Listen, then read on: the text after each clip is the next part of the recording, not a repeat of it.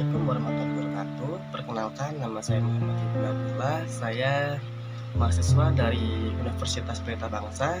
Saya akan mempresentasikan tentang MSDM lanjutan, yaitu tentang ruang lingkup MSDM. Ruang lingkup MSDM adalah tujuan organisasi dapat dicapai dengan cara terbaik dengan memperoleh sumber daya manusia, mengembangkan keterampilan mereka, memotivasi mereka untuk kinerja lebih tinggi, dan memastikan bahwa mereka harus mempertahankan komitmen dan loyalitas mereka terhadap kinerja tinggi. Secara umum, MSDM terdiri dari 3 aspek, yaitu personal, kesejahteraan, dan hubungan industrial.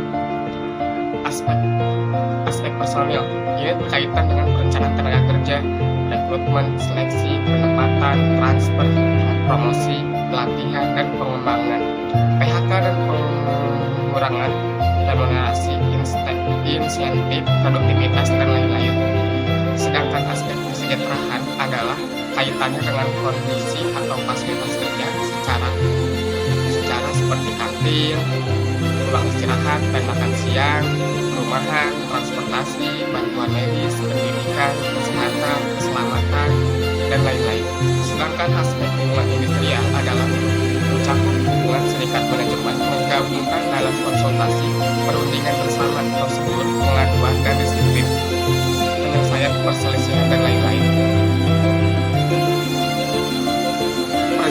Perencanaan sumber daya manusia adalah langkah pertama manajemen sumber daya manusia.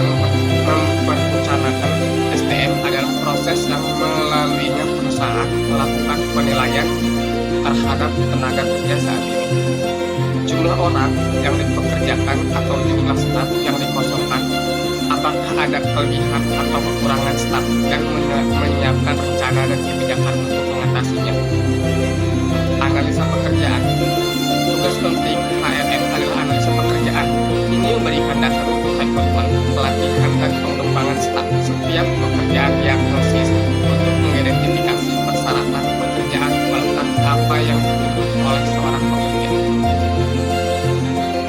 Analisa pekerjaan memberikan gambaran terperinci tentang sifat pekerjaan, keterampilan, dan kemampuan yang dibutuhkan untuk melakukan sebuah pekerjaan, tugas dan tanggung jawab pekerja yang diperlukan untuk pekerja itu.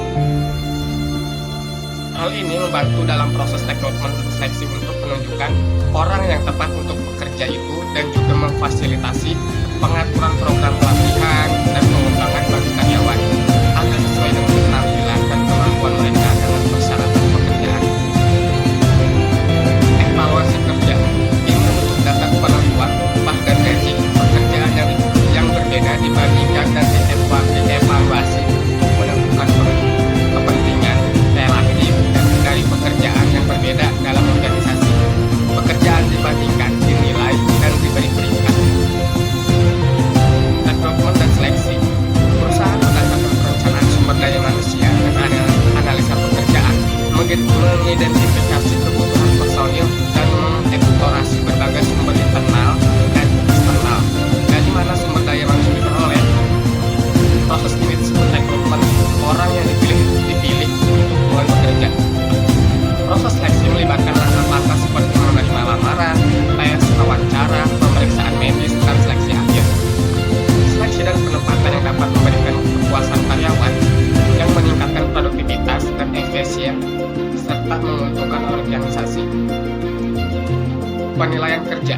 Ini adalah metode sistematis untuk mengevaluasi kinerja karyawan, membantu untuk menilai efisiensi, kekuatan, kelemahan karyawan. Proses pengendalian ini di mana kinerja karyawan disesuaikan dengan tingkat kinerjanya, standar dan tindakan perbaikan yang diambil jika kinerja aktual ini memenuhi standarnya. Membuat manajemen dalam pengambilan keputusan mereka terkait dengan promosi kenaikan gaji yang mungkin dihargai jika karyawan memenuhi standar atau menggali standar kinerjanya itu tersebut. Ini juga membantu manajemen untuk memutuskan tentang kebutuhan pelatihan dan mengembangkan bagi sebuah karyawan yang membutuhkan peningkatan gradasi dan pengembangan keterampilannya. Pelatihan dan pengembangan. Manajemen sumber daya ini berkaitan dengan pengaturan program penelitian dan pengembangan untuk staf yang baru diangkat serta bagi karyawan yang ada. Ini membantu peningkatan kinerja, kualitatif dan kuantitatif kinerja. Pelatihan membantu karyawan mengatasi perubahan kronologi dan situasi kerja internal dan eksternal lainnya. Pelatihan ini pengembangan membuat karyawan unggul dalam posisi mereka saat ini, serta membuat mereka kompeten untuk bertanggung jawab dalam sebuah pekerjaan tersebut. Kompetisi karyawan. Manajemen sumber daya manusia melakukan fungsi penetapan struktur gaji untuk karyawan yang berbeda berdasarkan kualifikasinya, efisiensi, pengalaman, sifat pekerjaan, dan juga menentukan penghargaan dan insentif yang harus dibayarkan untuk kontribusi mereka terhadap organisasi. Motivasi pegawai.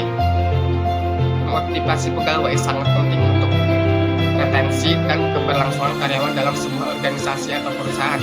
Motivasi ini memainkan peran penting dalam manajemen personalia. Ini membantu meningkatkan produktivitas personalianya. Ada beberapa cara berbeda yang dapat mendorong karyawan pengakuan dan penghargaan untuk kinerja, yaitu promosi, kenaikan gaji, dan imbalan moneter dan non moneter lainnya memotivasi karyawan. Kesejahteraan karyawan. Manajemen sumber daya manusia berfokus pada kesejahteraan manusia dengan menyediakan fasilitas kantin, ruang duduk, ruang istirahat, makan siang, masjid, transportasi, bantuan medis, kesehatan, keselamatan, perawatan medis, tunjangan penyakit, dan fasilitas rekreasi.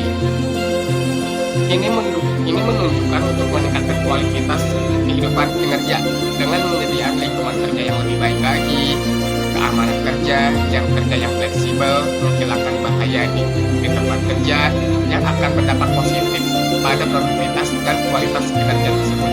Seiring dengan manfaat moneter yang diberikan kepada karyawan, manfaat non moneter ini meningkatkan moral karyawan dan memotivasi mereka. Hubungan industri. Keresahan tenaga kerja, konflik antara kelompok kerja dan antara kerja dari manajemen mengenai isu-isu seperti upah rendah. Lingkungan kerja ini sangat buruk. Masalah umumnya yaitu harus menggali dengan hati-hati dengan membangun keseimbangan antara kepentingan pekerja, kepentingan organisasi, dan kepentingan manajemen. Ruang lingkup manajemen meliputi 9, yaitu yang pertama pelatihan dan pengembangan, yang kedua pengembangan organisasi, yang ketiga desain organisasi atau sebuah pekerjaan, yang keempat perencanaan sumber daya manusianya, yang kelima seleksi dan penetapan staf, yang keenam sistem penelitian dan informasi pegawainya, yang ketujuh kompetisi atau manfaatnya, yang kedelapan bantuan dari sebuah karyawan, yang kesembilan hubungan serikat pekerja atau buruh terhadap manajemennya. Ruang untuk MSDM ditinjau dari sudut pandang profesi, misalkan dari setiap departemen sumber daya manusia dan efektivitas personalia biasanya melakukan berbagai peran sesuai dengan kebutuhan satu situasi. Manajer sumber daya manusia memainkan berbagai peran seperti peran peneliti, penasihat, penunjang, mediator, pembuatan perdamaian, pemecah masalah, dan sebagainya. Sebuah kegiatan utama dalam kehidupan pekerja seorang karyawan mulai dari saat dia masuk ke dalam organisasi hingga ia meninggalkan organisasi tersebut berada di bawah lingkup manajemen personalia.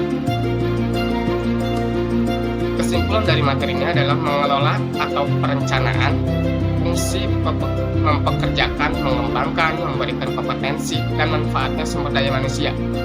Outputnya menghasilkan penciptaan atau pengembangan hubungan manusia dengan industri yang akan membentuk kebijakan dari praktik masa depan manajemen sumber daya manusia. Dengan maksud ini, kontribusi secara profesional, tujuan organisasi, individu, dan sosial.